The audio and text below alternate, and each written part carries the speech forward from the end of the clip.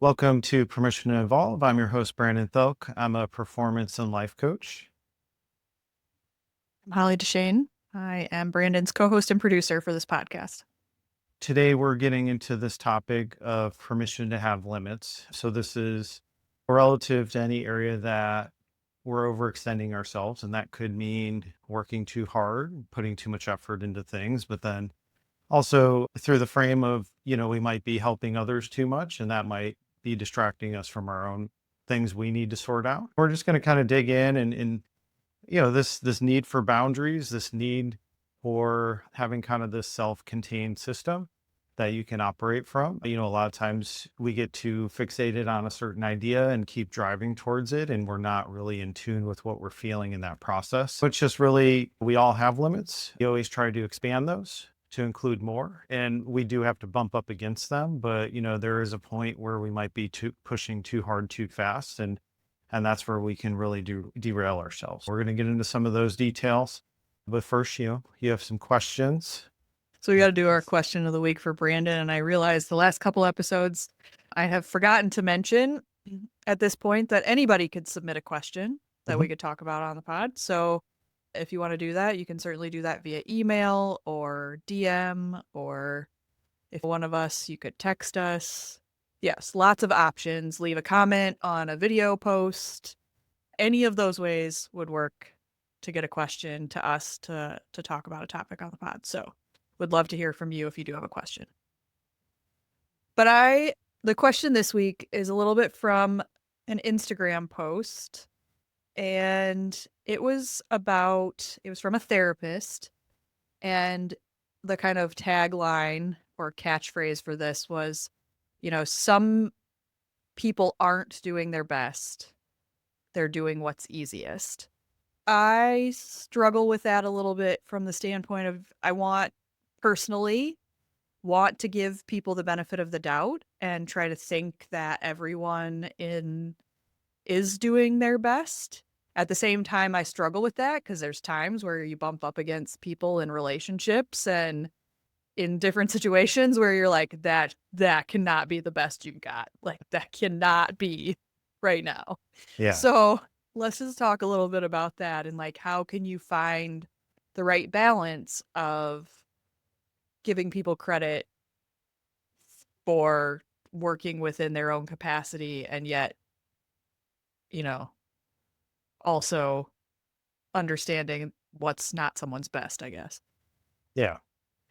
I guess there's no true real way to know. It's a subjective thing. And that's the thing, some people have pretty low standards for themselves, and that's generally a product of their upbringing. And they also might have had people continuously step in to save them from situations where they didn't ever learn to do for themselves. They might have not developed that grit or that drive. And there's kind of this learned helplessness that can happen in that place where if somebody's always solving the problem for you, then it's why should I do it for myself? And then there can be entitlement that creeps into that as well.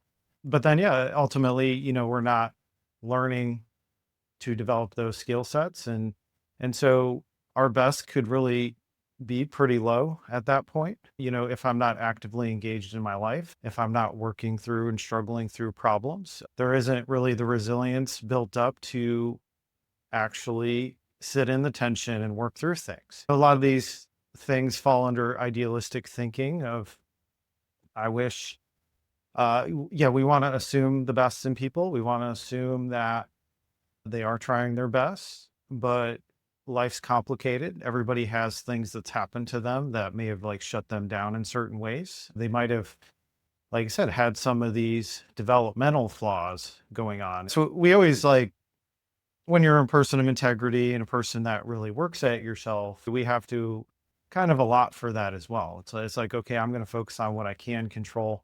Sometimes maybe in work situations or whatever, we're having to interact with others and we might be dependent on them in certain ways. If somebody's not holding up their end, there might be that call to accountability, that tough conversation, and just being able to speak truth to people. And that generally is met with resistance. And if somebody isn't engaging in their life, there's probably going to be a lot of defensiveness there. It might feel like it's just easier to do it for myself. I think a lot of us wrestle with that of, not everybody has the same standards or works the same way or is actually like trying to be better. And I think we do have like as a society, there's kind of this a little bit of a learned apathy of like people settling into what's comfortable constantly. And then, with therapy culture and all that stuff, we can diagnose and explain away a lot of things that make it okay for us to not engage with life, right? I have this problem. So now I can't, I'm not capable of doing this because that's what my diagnosis says. There's not that willingness to work through and develop those things. So yeah, the super complicated topic, but that's the thing is it's just like if we're, the more we're in tune, the more we're kind of reading our feedback from reality, we're going to kind of notice those things where I stop expecting things from people that they don't have the capacity to meet me there.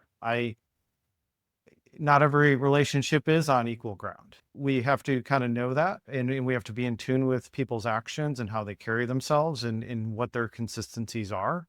Of course, we can challenge them in certain ways, but so many of these things have to come from within.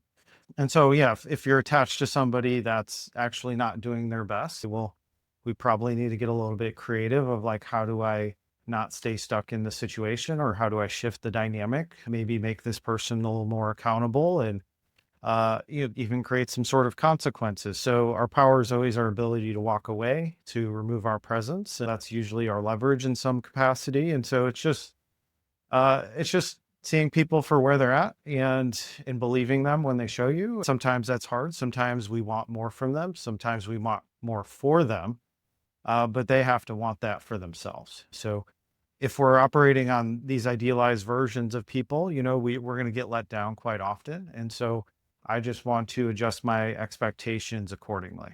Well, that's probably a decent segue into permission to have limits. So let's talk about that in terms of having limits. And It's just that idea of, okay, well, I do have to show up, like I have to interact with people on a day to day, and I need to just be in tune with where they're at. I need to be in tune with where I'm at too. If I'm overloaded with stress, if I've got a lot on my plate, if, or if I have some emotional issues going on, some hard things, my capacity lowers in that place, right? And so that's kind of the first thing is we always have this internal check-in, like what am I operating from? And this is getting more and more attention in the realm of athletes, but with HRV and things like that of like, okay, where is your nervous system at? That's carrying more weight because people are starting to account for all these extra stresses. I might want to train all day, but if I have all these other factors going on, that's taking energy from me. Mental, emotional energy is very costly. So if I'm not at peace with something, if I have a lot of internal conflicts going on, I'm not able to operate at my peak performance. It's a very kind of scientific thing at this point, is like we all have these thresholds that our system's operating under. And so those are going to be our limits, and our limits might vary day to day. If I slept terribly, that's going to run me into a deficit I could probably push forward. And we want to develop that mental strength to be, I'm going to push forward today. But if that string of, okay, let's say I don't sleep good all week, which might be something you're familiar with at the moment with what you're dealing with. That's every night that goes on, that starts robbing me of energy. My mental clarity goes, my capacity is going to lower, and I'm generally going to get more irritable. My tolerance to stress is going to diminish, where I might get triggered a lot easier. I might get pulled into negative emotions a lot easier because my baseline's at a lower state. That's that part of being in tune of, okay, where am I at? Yes, last week we were talking about goals and things like that. Yes, I have these bars, I have these things that I'm shooting for, but I'm also making room for the moment to moment decisions. How are things going with me now? What unexpected things have popped into my life? How is that going to affect my performance? How is that going to affect the timeline of what I'm trying to accomplish? And so we can keep driving and pushing forward through things. If we keep doing that for an extended period of time, then we're going to hit burnout. We have this capability, but the question is it smart to do that? And, I think probably when you're younger in your 20s, I think many of us did that, where we really like pushed through a lot of things. But for everything that accumulates within me, that as long as that stress not isn't resolved, that's carrying extra mental emotional weight for me. Over time, that's going to get heavier and heavier. So my capacity to push through starts to diminish the less I actually address. We want to meet those limits. We want to understand them. We want to have the capacity to push through them temporarily. But if I'm pushing past it, now running at a deficit. And so I'm probably going to want to take a little extra time on the other side, some extra recovery. Right. We're always seeking this balance. And, we think balance living is like I'm always like in balance, but no, you're going to have bouts of intense stress. You're going to have slower periods.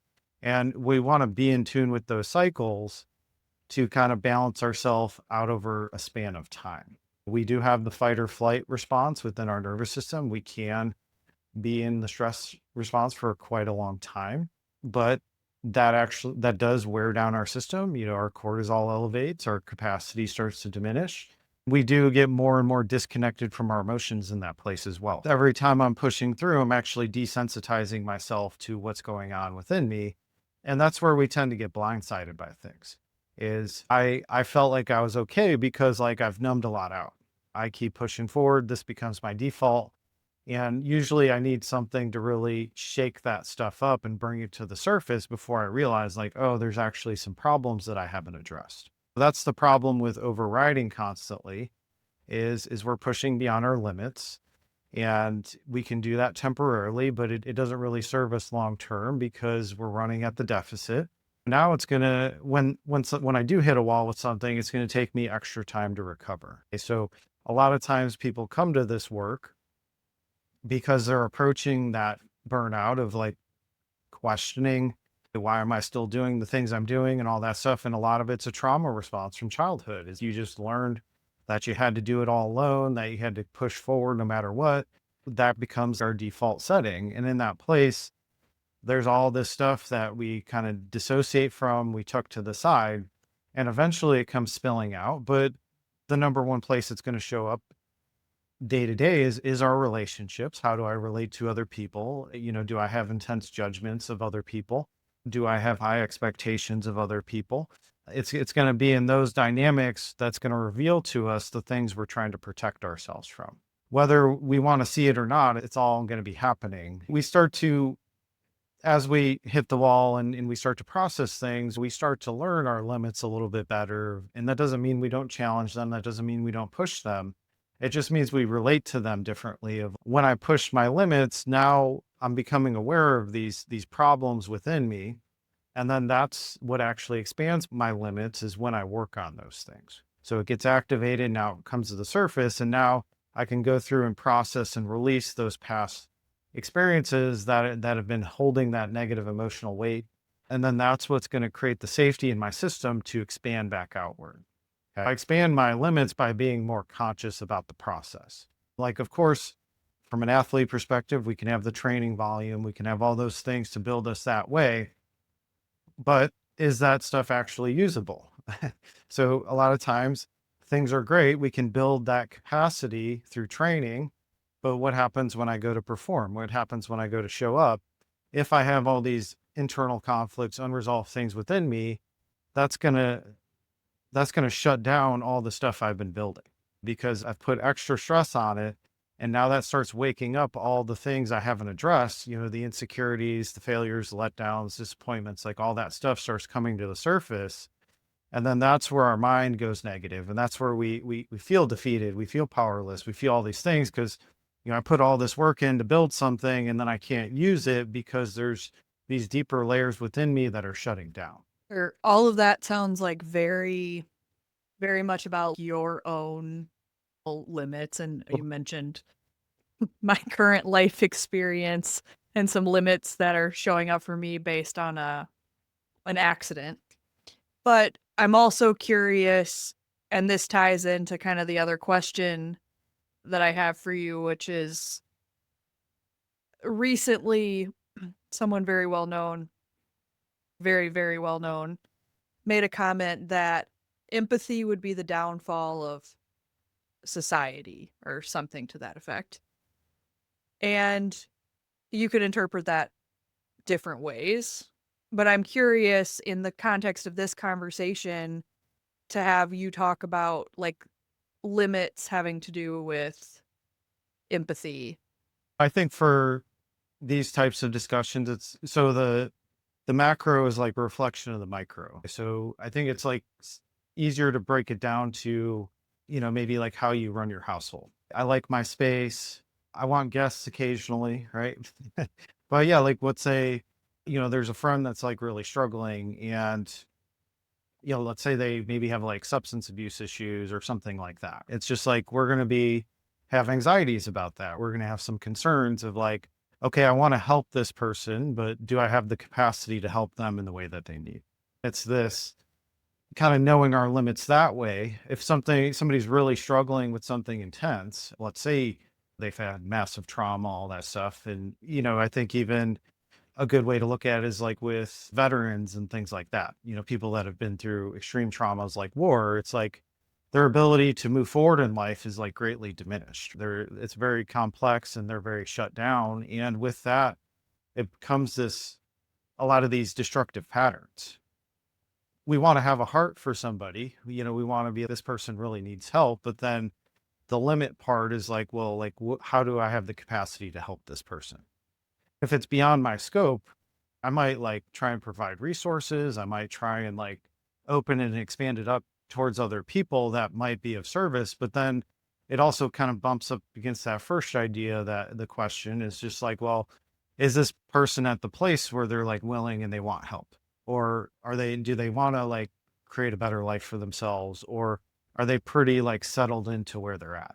This always goes back to the common self-help thing is when people say like, oh yeah, you put your oxygen mask on first before you help another person and that kind of thing. We started with the personal part because yeah, I need to be in this like strong place where I have the capacity to go outside myself and help another. But then it's also that second barrier is like, well, like what is this person dealing with? Am I qualified to help there? Because if I get intertwined with that and if I attach to that, that could be very damaging to me. Now we have like two people that are really struggling. What I really have to offer people is my clarity and me staying elevated and me staying in this clean place where I'm not getting pulled into the other person's problems. That's the nature of coaching is people come to me every day with things that they're struggling with. And if actually like got pulled into the emotions of what they're dealing with, I wouldn't be able to guide them out of it. It was an Instagram guy that said that. It's like, therapists and people like that actually have to kind of have this detachment from empathy temporarily, right? But it's like in an effort to help somebody, I can't get pulled into your feelings because now I'm feeling all the same things. I have to maintain this position and try to shine a light on things for you to come through it. A lot of these situations, we do have to kind of check all these boxes to be like, well, where is this person functioning from? I even have that filter in my business. Is this person ready for this work? Do they really want help? Because if somebody's really defensive and combative and all that stuff, it's just me wrestling with them, right? So it's more of this people like acknowledging that things have happened to them and they might be in this tough space and not trying to defend or protect that.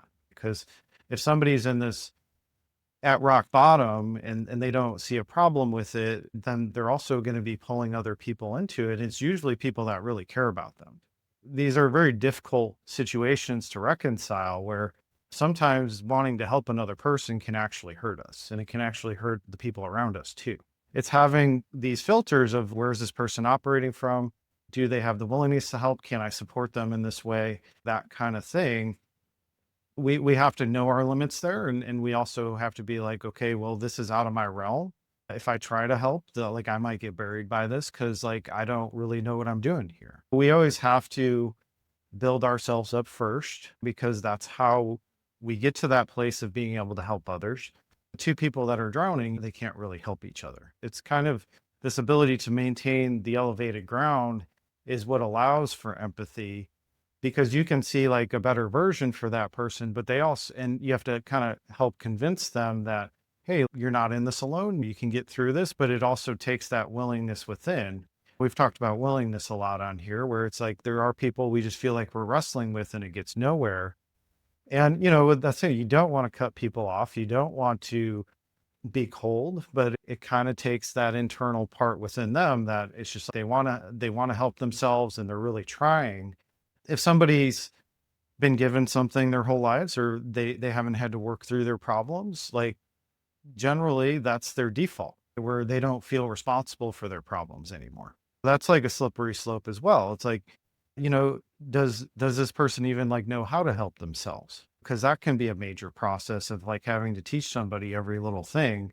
They have to be in alignment with that process. And a lot of times that does take rock bottom for people to start to take accountability and like all that stuff. And so, with every person we're interacting with, it's just like, what's my capacity to help this person?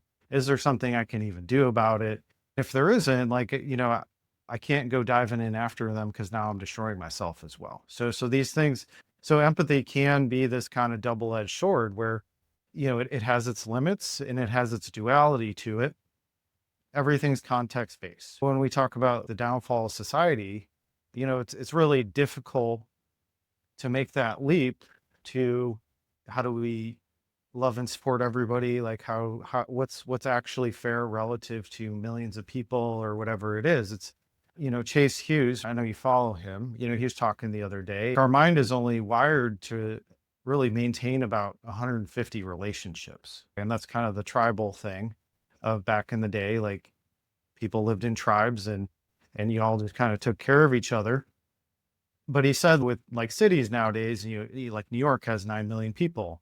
It's like he said, you're starting to see a lot of like psychopathic tendencies where people are, it's too much for their mind to comprehend, like the level of people around them, that it like cuts off their empathy centers actually. So somebody could be, getting beat up on the street and everybody's just watching. So we all have this capacity, these limits within us that I can only really care for so many people. And it is going to be more me using the intelligence of what I know about life and what my capacities are, is like, how can I serve? How can I help in a way that's actually impactful without damaging myself or getting pulled down with it.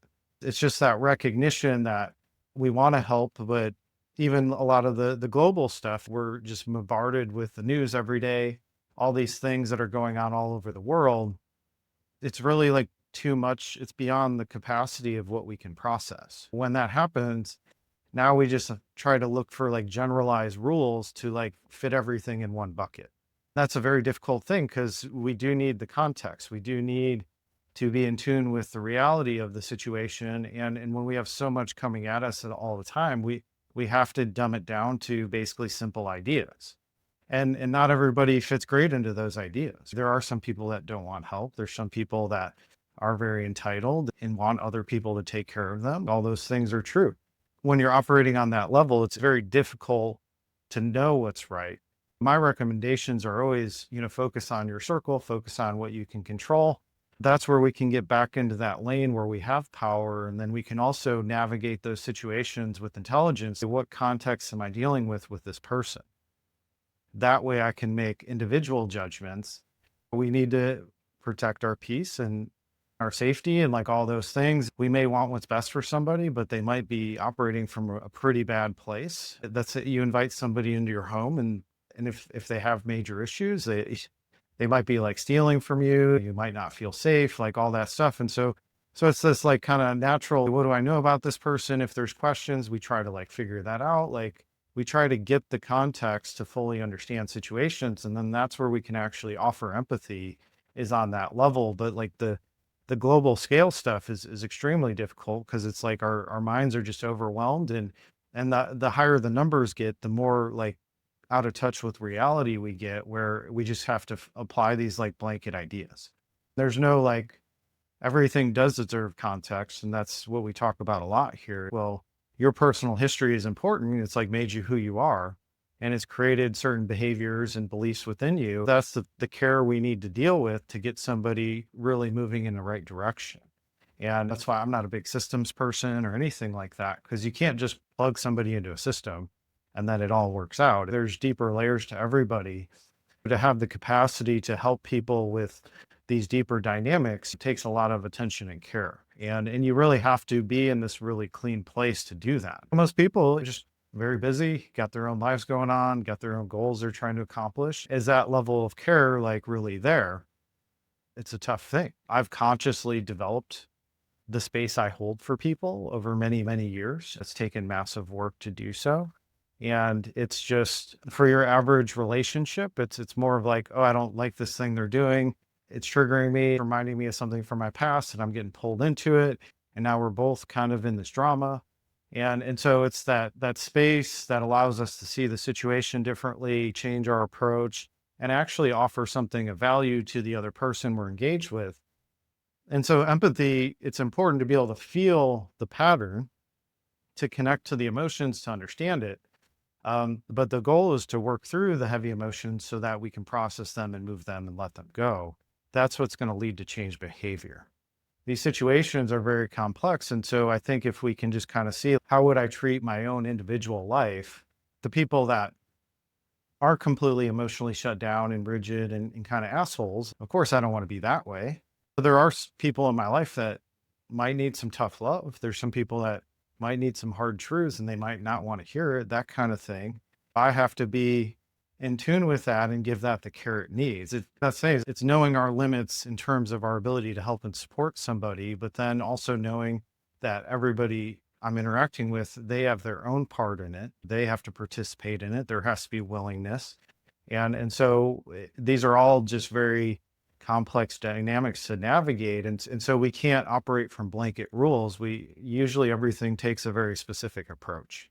Can you say a little bit about how, because what you're talking about is not exactly, it's similar, but not exactly the same as at least how people throw around the word boundaries. Like, I'm going to set a boundary, I'm going to whatever. So let's talk about the difference between like understanding your limit and setting a boundary. Well, so once we understand our limit, then we can set the boundary. It's an intertwined process. And usually we learn our limits by not setting boundaries. I'm giving all this away and I'm feeling depleted. And actually it's not actually helping anything. It might actually be making the problem worse. That's where I take a step back and then I re-examine being, well, like, how do I need to adjust this relationship or this dynamic in order to get an actually better result, right? The boundary is going to be coming from that understanding of, okay, I'm getting lost in this thing. And when I get lost, I don't have this capacity to help anymore. So how do I kind of withhold this ground while also being able to help and guide somebody? So sometimes the most helpful thing we can do for somebody is to say no. They might need to hear that. They might need to be like, oh, maybe I've asked for too much here. Maybe my problems are starting to become their problems, that kind of thing. And so our boundary, it's just this is as far as I'm willing to go. You know, this is where you need to meet me. And then we always back it up with some sort of consequence. If I've communicated the line and now you're crossing over it, now we have to have this bigger conversation and I'm going to actually withdraw. I'm going to like hold a stronger boundary at that point. The people we're closest with, when the game's changing on them, they generally don't like it because they were probably benefiting in some way from the old dynamic. It's this ability to disappoint another person. It's this ability for them to be upset with us. And we don't need to rescue them from those feelings because it might be for their own good. We might be like teaching them some sort of lesson that is actually going to build some confidence within themselves so that they can show up in a new way. That's saying is it's the boundaries are generally in response to I've been trying my best and nothing good is coming from this. It just is staying in its current form. So that's where we start to question and go deeper and be like, okay, what approach do I need to do now that might actually drive a different result? I mean, I think that's a little bit, we've talked about similar things before, right? Where it's, you mentioned it, the therapy speak or the use of the word gets watered down or the phrase, right, becomes like a throwaway. And I kind of feel that way about the word boundary. And especially like as you talk through like kind of how you see the limits and boundaries being tied together. I feel like the interpretation of boundary in a lot of cases is not just saying no, some people often see it as cutting someone off or cutting something out, and that the boundary becomes like no contact Yeah. or something like that. Generally, there's something in the dynamic that's making that person uncomfortable and they're not willing to face it. Okay. So, and that's like relationships are how we learn, right? So, this dance I have with another person, that's showing me something about myself. A lot of times it's the stuff that I've denied or have shame about or that I've stuffed down. Um, because we all want to think that we've all got it figured out and that I hold myself to the highest standard all the time, but we all have blind spots. We all have things that we're unconscious of. And through relationship, that's how we learn about that stuff. Okay, so when this person's doing this and it's making me feel this way, okay, yeah, do I need to cut them off or do I need to take a deeper look into why I feel this way? I don't see boundaries as like a permanent fixture. I see them as like, okay, I'm at my limit. I need to set this temporarily in order for me to go work that out within myself. Because once I go work it out within myself, the problem actually usually goes away. So because I start to shift, I should change how I relate to something. I'm actually like moving forward now.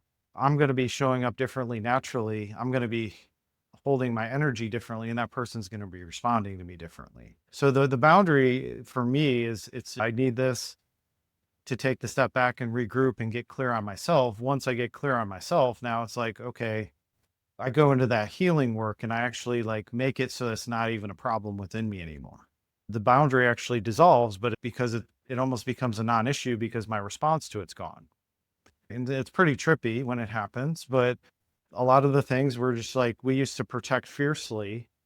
We started to just realize it's like, oh, those are my own limitations that I've placed on myself, and this person's revealing those. That's why I'm never like a hard line person. I'm always like, okay, we're gonna make the adjustments and then we're gonna see what happens next. You've probably seen that unfold throughout our work. The one things you used to be pretty rigid about, now it's more open. Yeah, for sure. So the boundary is just to give us the space. I need to disengage from this. I need to pay attention to why I'm getting this huge reaction from it.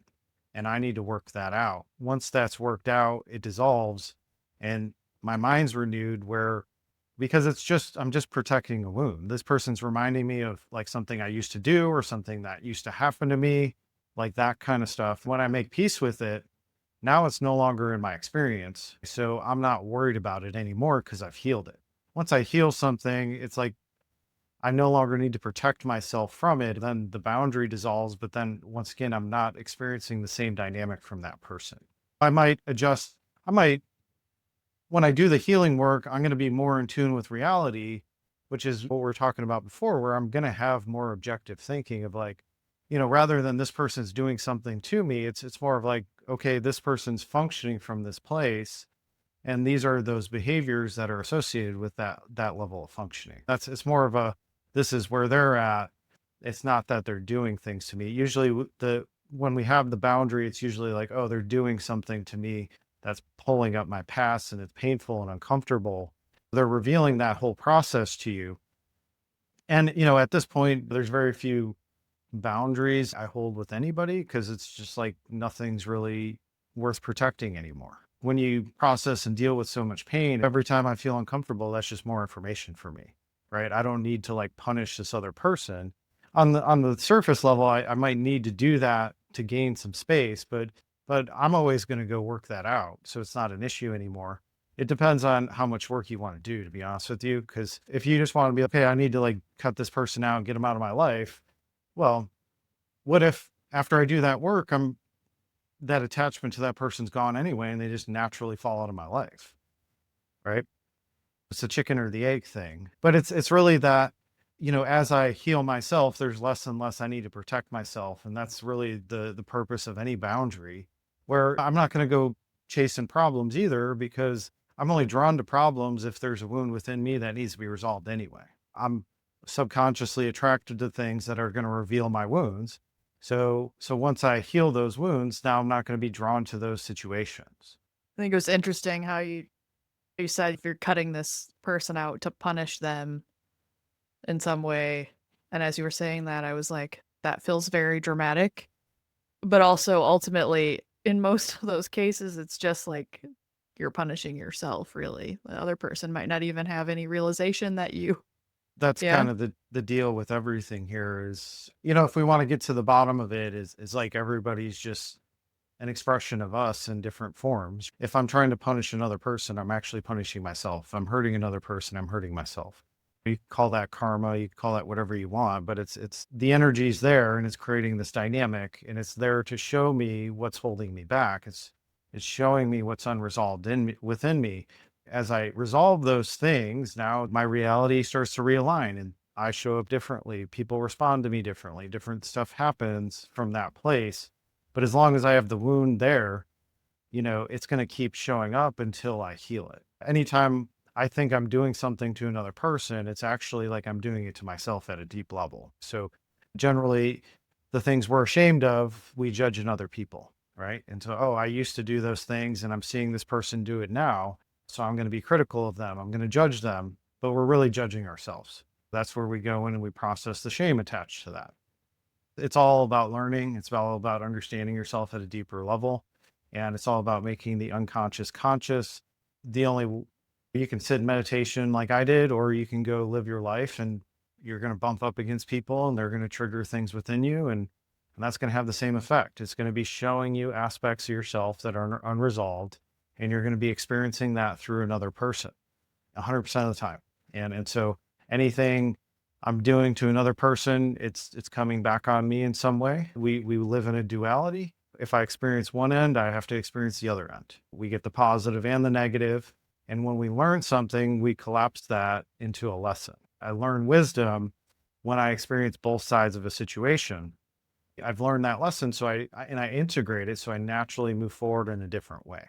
So I don't need to, if I've learned the lesson, I don't need to keep being taught that lesson. I might get deeper and deeper layers of the lesson until I master it, but generally it's going to be softer each time. Each time I go deeper, it might show up in a different form. It might show up in through a different person, but it's also going to be a dialed down version because I shaved some layers off of it.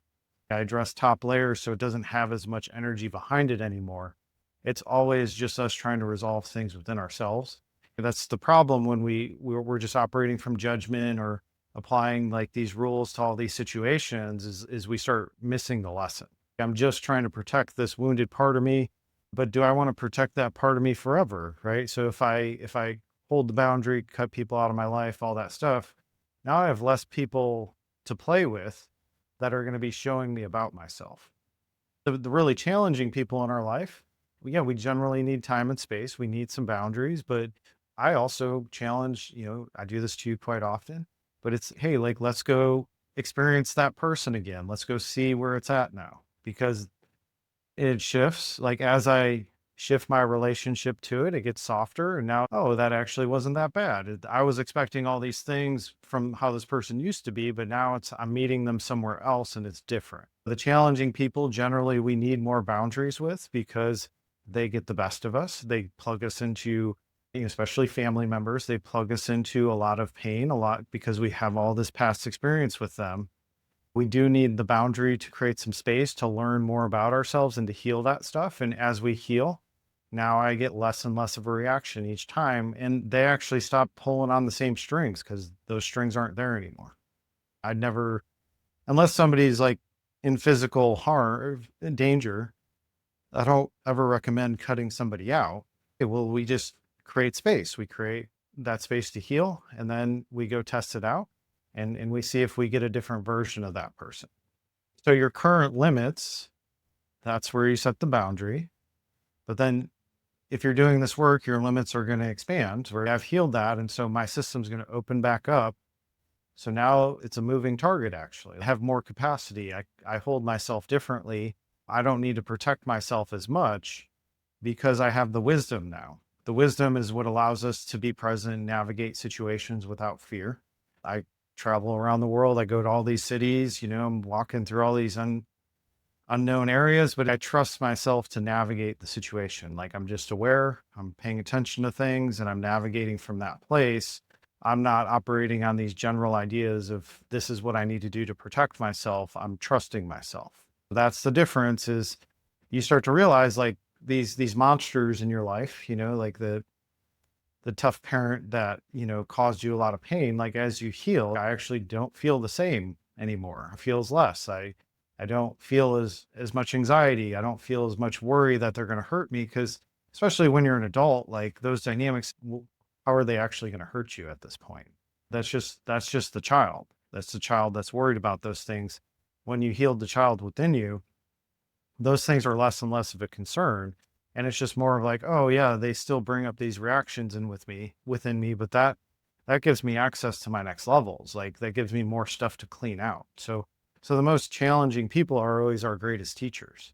It's just that understanding that if I want to grow, I probably need exposure to them in some way. Just to wrap this thing up for this episode, if you were going to call out kind of the the general things that you would hope that someone would take away from this, what would those be? Yeah, I think by acknowledging your current limits, that gives you access to higher limits. Our limits aren't set in stone. It's currently where we're at. Okay. And that's the accumulation of the past. It's the accumulation of everything you've learned to this point, what you have the capacity for. And we do need to bump up against our limits to learn about them. But as we learn about them, it exposes the limitations we've formed in our mind about situations.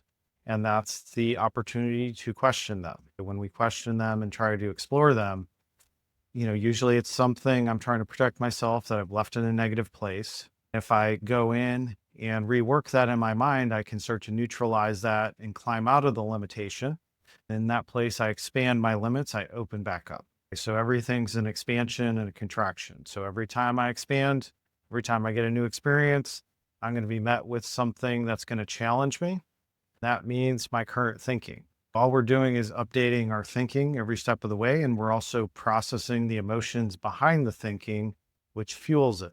So as we start to work that puzzle, we work through the realm of sensation because that uncomfortable feeling has the big story attached to it. As we dismantle these stories and start to depersonalize from them and see them differently, where it's things that happen to me, it's not who I am, we start to increase our capacity. So I grow my limits by facing my limits. My limits are internal every time.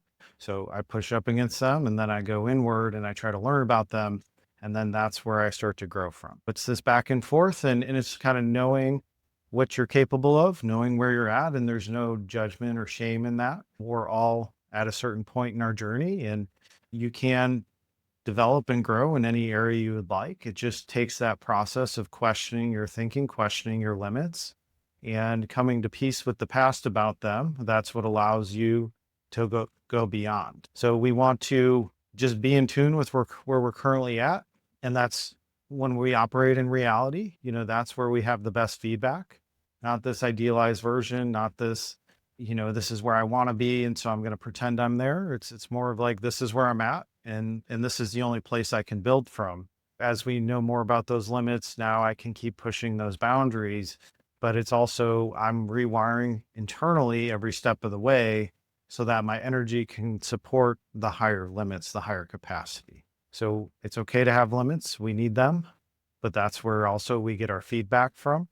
And that feedback, we want to take that with us and grow from it. Whatever you're struggling with now, if you work on it, like it won't even be an issue in a short time from now. That's the nature of everything. It's just stuck thinking. It's just generalized all or none thinking to protect yourself.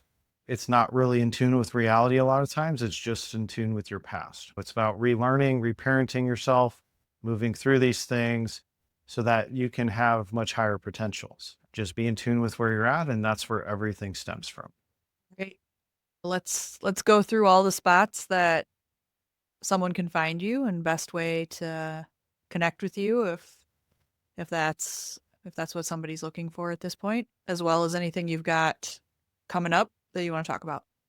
If you're interested in this work, you can reach out and schedule a 30-minute strategy session with me. I get to learn a little bit about you and share how I can help. So if you'd like to do so, you can register on my website. You just pick a time on my calendar. That's brandonthielk.com. Also, if you want to register for the lightning report, so each Monday I send out some prompts to think about. Generally carries a theme for the week based on the podcast that we're releasing. And yeah, just give you updates on the business there, some insights, and also a recap of this podcast. If you want to follow along on YouTube and Instagram at Brandon Thelk, we post out there pretty regularly, and at bthelk on TikTok. Please like, subscribe, follow, comment, ask me any questions you'd like. I'd love to support you in a bigger way. If there's some things that are close to your heart that you'd like some insight on, please reach out. I'll do my best to help you through it. And I look forward to hearing from you guys. Awesome. Well, I'll talk to you later, Brandon.